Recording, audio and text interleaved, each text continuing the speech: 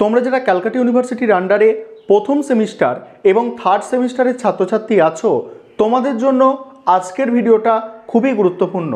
আজকের ভিডিওটায় যে বিষয়গুলো নিয়ে আমি আলোচনা করব, 1 নম্বর বিষয়, তোমাদের থার্ড সেমিস্টারের পরীক্ষার অ্যাডমিট কার্ড কবে প্রকাশিত হবে।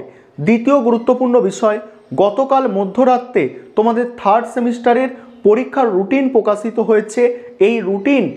এই রুটিনে তোমাদের পরীক্ষার ডেট কবে থেকে আছে, অর্থাৎ কবে থেকে তোমাদের পরীক্ষা শুরু হচ্ছে থার্ড সেমিস্টারে, সেই বিষয়টা নিয়ে আলোচনা করব।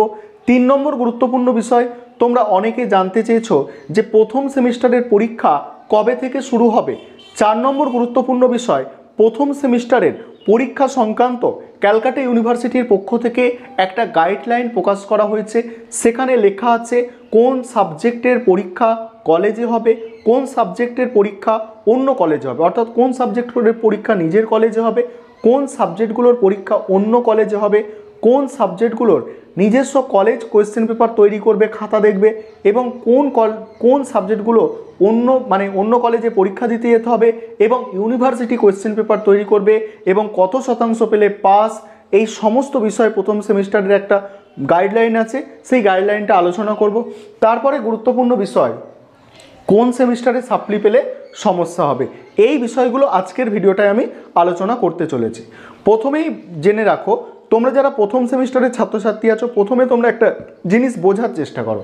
দেখো, থার্ড সেমিস্টারের যে এক্সামের ফর্ম ফিল আপ করার, অর্থাৎ পরীক্ষার জন্য ফর্ম ফিল আপ করার নোটিশটা প্রকাশিত হয়েছিল 11/1/2024, অর্থাৎ জানুয়ারি মাসের। ভালো করে শুনবে তোমরা যারা প্রথম সেমিস্টারের ছাত্রছাত্রী আছো, যে থার্ড সেমিস্টারের যে এক্সামের জন্য পরীক্ষার ফর্ম ফিল আপ, অর্থাৎ এক্সামের যে ফর্ম সেটা ফিল আপ করার জন্য নোটিশটা প্রকাশিত হয়েছিল 11 তারিখে জানুয়ারি মাসে, এবং তাদের ফর্ম ফিল আপ, অর্থাৎ থার্ড সেমিস্টারের ফর্ম ফিল আপ শুরু হলো 25 তারিখ থেকে। জানুয়ারি মাসের 25 তারিখ থেকে থার্ড সেমিস্টারে ফর্ম ফিল আপ শুরু হলো। এবারে থার্ড সেমিস্টারের অ্যাডমিটের ডেট কবে দেওয়া হলো, যে 15 তারিখ, ফেব্রুয়ারি মাসের 15 তারিখে অ্যাডমিটের ডেট দেওয়া হলো।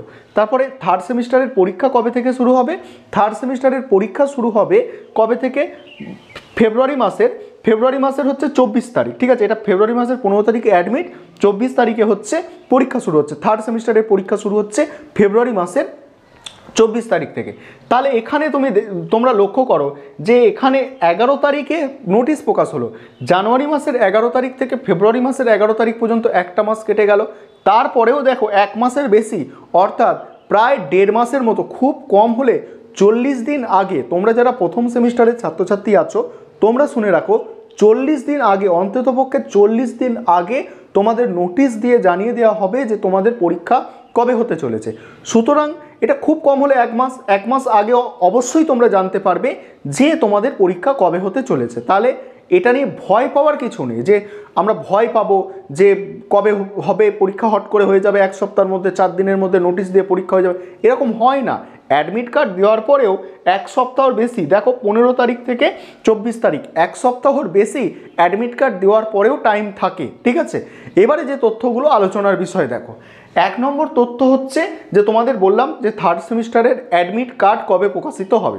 তোমরা ফর্ম ফিল আপ যখন করেছিলে, সেই ফর্ম ফিল আপের নোটিশেই লেখা ছিল যে 15 তারিখ, ফেব্রুয়ারি মাসের 15 তারিখে তোমরা তোমাদের অ্যাডমিট কার্ড কালেক্ট করতে পারবে। 15 তারিখ বা 16 তারিখ থেকে, 15 তারিখ মানে 15 তারিখ বা তারপরে 16 তারিখেও তোমরা অ্যাডমিট কার্ডগুলো কালেক্ট করতে পারবে।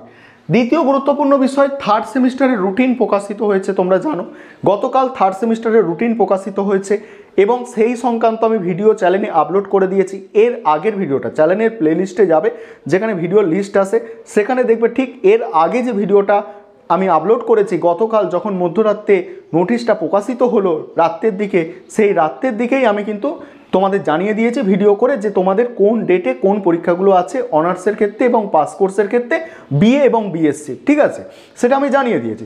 সেটা তোমরা দেখে নেবে যে থার্ড সেমিস্টারের পরীক্ষা শুরুটা হচ্ছে কবে দিয়ে, শুরুটা হচ্ছে 24 তারিখ থেকে। এবার তোমরা যারা বিস্তারিত জানতে চাইছো, তোমরা এর আগের ভিডিওটা দেখে নেবে, ঠিক আছে, দেখলেই তোমরা বুঝতে পেরে যাবে। তারপরে আরেকটা বিষয় তোমাদের বলার আছে, পরের যে বিষয়টা আছে, দেখো যে সেমিস্টার 1-এর এক্সাম তাহলে কবে হবে। তাহলে এখানে ক্লিয়ার বোঝা যাচ্ছে যে আজকের যে তারিখ, আজকের তারিখ হচ্ছে ফেব্রুয়ারি মাসের 2 তারিখ। আজকে যে ডেটে ভিডিওটা তৈরি করছি, এটা ফেব্রুয়ারি মাসের 2 তারিখে ভিডিওটা তৈরি হচ্ছে।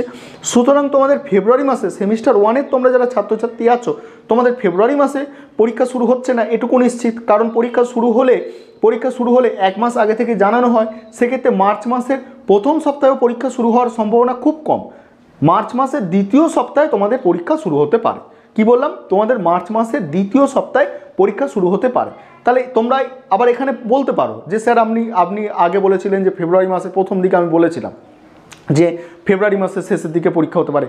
সে ক্যালকাটা ইউনিভার্সিটি যেমন নোটিশ প্রকাশ করছে, যেভাবে চলছে সেই অনুযায়ী ডেটগুলো তোমাদের আমি আনুমানিক একটা ডেট বলছি, যে এই তোমাদের ক্যালকুলেশন করে আমি ডেটটা দেখালাম যে মিনিমাম তোমাদের কিন্তু 40 দিন আগে জানিয়ে দেওয়া হবে। সেক্ষেত্রে আমরা যদি এখন থেকেও 40 দিন হিসাব করি, তাহলে তোমরা যারা প্রথম সেমিস্টারের ছাত্রছাত্রী আছো, তোমাদের কিন্তু পরীক্ষাটা শুরু হবে সেই মানে এরকম হিসাব অনুযায়ী, সেটা তোমাদের কিন্তু মার্চ মাসের দ্বিতীয় সপ্তাহে, ঠিক আছে। আর তারপরে গুরুত্বপূর্ণ বিষয়, সেমিস্টার 1-এর এক্সাম সংক্রান্ত যে বিভিন্ন তথ্য আমি আগেও আলোচনা করেছি, যাদের সেটা দেখা হয়নি আরেকবার আমি আলোচনা করব স্ক্রিন রেকর্ডের মাধ্যমে।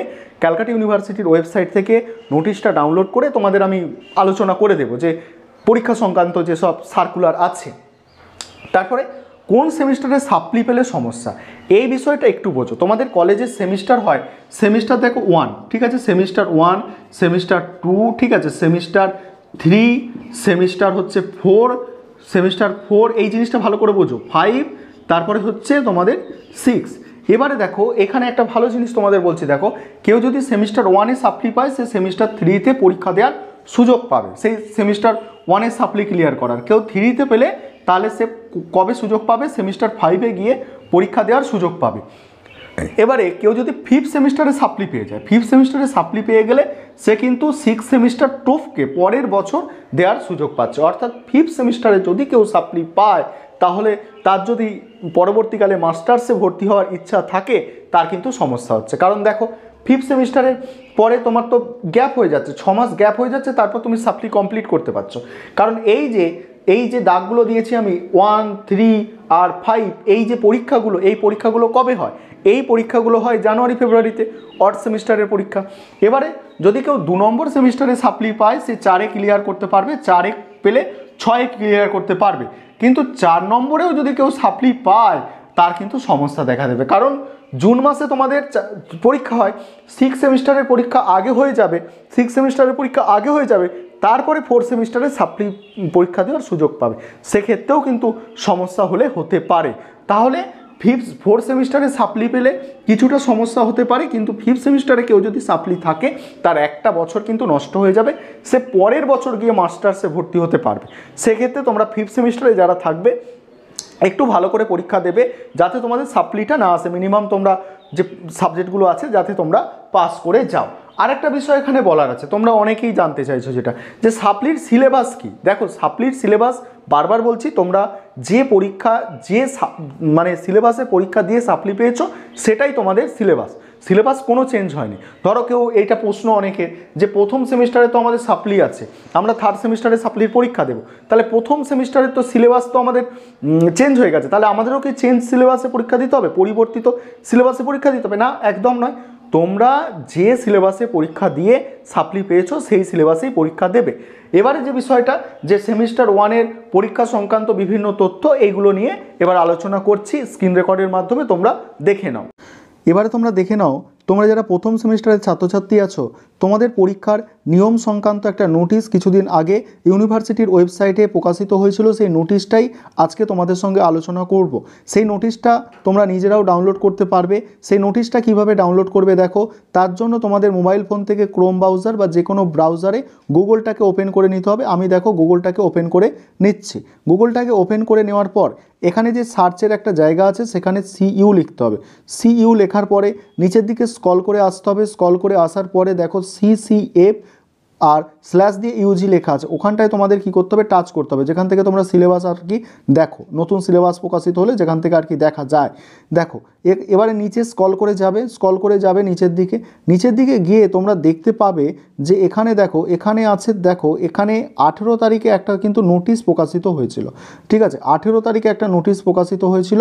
এখানে কি বলা হয়েছিল, regulation for semester wise BA BSc, ঠিক আছে, অনার্স বা মানে রিসার্চ আর উইদাউট রিসার্চ। সেই নোটিশটা তোমরা কি করবে, নোটিশটা তোমরা ডাউনলোড করবে। ডাউনলোড করার পরে তোমাদের সামনে এরকম একটা পেজ ওপেন হয়ে যাবে, সেখানেই তোমরা বিভিন্ন তোমাদের তথ্যগুলো তোমরা দেখতে পারবে। দেখো আমি এগুলো আলোচনা করে দিচ্ছি, যেগুলো গুরুত্বপূর্ণ পার্ট আছে আলোচনা করে দিচ্ছি। দেখো তোমাদের প্রথম সেমিস্টারে তোমরা যারা অনার্সের স্টুডেন্ট আছো তোমাদের 8টা টোটাল সেমিস্টার আছে, সেটা এখানে বলা হয়েছে, ঠিক আছে। তারপরে দেখো, তারপরে বলা হচ্ছে যেগুলো গুরুত্বপূর্ণ অ্যাটেন্ডেন্সটা, দেখো অ্যাটেন্ডেন্সটা এখানে অ্যাটেন্ডেন্স সম্পর্কে বলা হয়েছে যে 75% অ্যাটেন্ডেন্স লাগবে, তাহলে তোমাদের কিন্তু পরীক্ষায় বসতে দেওয়া হবে, নয়তো যদি কম হয় সমস্যা হবে। যদি কারোর 60%-এর নিচে নেমে যায় অ্যাটেন্ডেন্স, সেক্ষেত্রে কিন্তু সমস্যা হতে পারে। একটা 60%-এর 60% থেকে 75% পর্যন্ত যদি অ্যাটেন্ডেন্স থাকে, তাহলে কি করতে হবে, একটা পেমেন্ট করতে হবে, পেমেন্ট করে সেটা কিন্তু সমস্যা মিটবে। কিন্তু 60%-এর যদি কারো লেস 60% যদি অ্যাটেন্ডেন্স থাকে, এখানে কি বলা হচ্ছে দেখো, তারপর দেখো ক্লাস এখানে নট বি অ্যালাউড টু মানে অ্যাপিয়ার সেমিস্টার এন্ড এক্সামিনেশন, তাহলে তোমাকে 60%-এর নিচে যদি অ্যাটেন্ডেন্স থাকে তাহলে কিন্তু সেমিস্টার এক্সামিনেশনে কিন্তু বসতে দেওয়া হবে না, ঠিক আছে। এটা বুঝতে পারলে, এখানে এটা গুরুত্বপূর্ণ ছিল। তারপর এখানে এমসিকিউ যেটা বিষয়টা বলা হয়েছে, যে এখানে নন এমসিকিউ, যেটা নন এমসিকিউ আর এটা হচ্ছে এমসিকিউ। নন এমসিকিউ যাদের তোমাদের 25 নম্বর বা 25 নম্বরের থেকে কম নম্বরের পরীক্ষা 1 ঘন্টা টাইম দেওয়া হবে, আর এমসিকিউ যদি 50 নম্বর বা তার কম হয় 50 নম্বরের ক্ষেত্রেও 1 ঘন্টা টাইম দেওয়া হবে। কিন্তু 25 থেকে 50 নম্বরের নন এমসিকিউ অর্থাৎ বড় প্রশ্ন যাদের থাকবে তাদের 2 ঘন্টা টাইম দেওয়া হবে, এবং 50 থেকে 100 নম্বরের যাদের এমসিকিউর প্যাটার্নে পরীক্ষা হবে 2 ঘন্টা টাইম দেওয়া হবে। তারপরে 50 থেকে 75 নম্বর যাদের পরীক্ষা তাদের 3 ঘন্টা টাইম দেওয়া হবে, আর কিন্তু 75 থেকে 100 নম্বরে যাদের পরীক্ষা তাদের 4 ঘন্টা টাইম দেওয়া হবে। এটা দেখো লেখাই আছে, এখানে মেনশান করা আছে। তারপরে এখানে গুরুত্বপূর্ণ কিছু জিনিস দেওয়া হয়েছে যেগুলো তোমাদের সঙ্গে আলোচনা করে নেব।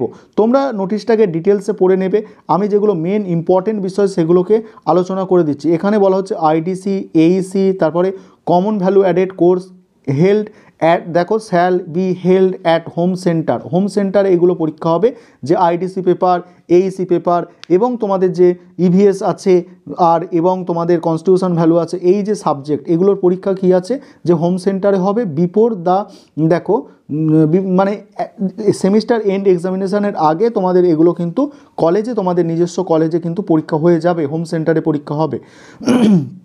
এবং বলা হচ্ছে এইসি যেটা আছে ইংলিশ এবং কম্পালসারি যেটা কমন ভ্যালু অ্যাডেড কোর্স আছে, সেটা কি বলা হচ্ছে, shall be held at the home centre, setting question paper and schedule of examination shall done by the university. এখানে বলা হচ্ছে এইসি পেপার এবং কমন ভ্যালু অ্যাডেড কোর্সের মধ্যে যে দুটো সাবজেক্ট আছে তার কোয়েশ্চেন পেপার কিন্তু ইউনিভার্সিটি থেকে সেট করা হবে, এবং answer script shall be evaluated, অর্থাৎ অ্যান্সার স্ক্রিপ্ট যেগুলো আছে সেগুলো কিন্তু যে কলেজে তোমরা পড়াশোনা করো সেই কলেজের মানে টিচাররাই কিন্তু সেগুলো দেখে দেবে। তারপর দেখো আইডিসি অ্যান্ড আদার অপশনাল, মানে আদার অপশনাল বলছে এগুলো ওই যে কমন ভ্যালু অ্যাডেড কোর্সের মধ্যে যেগুলো আছে, এক্সামিনেশান শ্যাল, মানে এটা হোম সেন্টারে হবে, এটা আগেই বলা হয়েছে।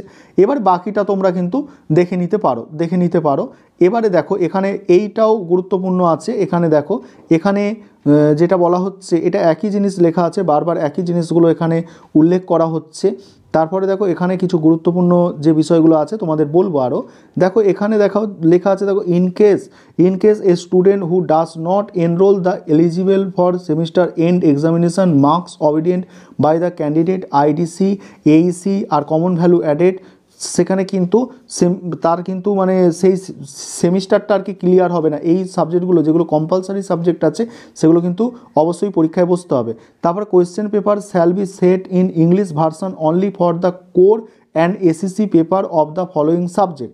এই যে নিচের সাবজেক্টগুলো আছে এগুলো কেবলমাত্র ইংলিশ ভার্সানে কোয়েশ্চেন হবে এই সাবজেক্টগুলো, ঠিক আছে। তারপরে মিডিয়াম অফ অ্যান্সার তুমি কি লিখতে পারবে, অ্যান্সার তুমি বেঙ্গলি এবং ইংলিশে, দেখো বেঙ্গলি এবং ইংলিশ দুটো ভাষায় কিন্তু অ্যান্সার তুমি লিখতে পারছো। তারপরে এখানে বিভিন্ন বিষয়গুলো আরও তথ্যগুলো এখানে উল্লেখ করা হয়েছে। তারপরে হচ্ছে এখানে সেমিস্টার সংক্রান্ত এখানে এই কোয়ালিফিকেশান মার্কস 30% তোমাকে মিনিমাম পেতে হবে থিওরি বা প্র্যাকটিক্যাল এবং টিউটোরিয়ালে কিন্তু 30% করে নাম্বার পেতে হবে। 30% নম্বর যদি না পাও, 30%-এর কম নম্বর পেলে সেক্ষেত্রে তোমার ফেল বলে গণ্য করা হবে, অর্থাৎ সেক্ষেত্রে সাপ্লি এসে যাবে। এই নোটিশটা তোমরা ডিটেলসে আরও পড়ে নেবে, এখানে বিভিন্ন বিষয়গুলো আছে, এগুলো আমি ওই এগুলো আমি আলোচনা করেছিলাম। এই যে ছকগুলো এখানে করা আছে, এই যে এখানে এসজিপিএ কি, এই সব আলোচনা আমি অনেক আগে করেছি, এগুলো আর আলোচনায় যাচ্ছি না। এখানে আরেকটা গ্রেড যে সিস্টেমটা আছে, এখানে ওই যে গ্রেড সিস্টেমটা আছে এটা একটু তোমরা দেখে নেবে, নোটিশটা এখানে গ্রেড সিস্টেমটা আছে।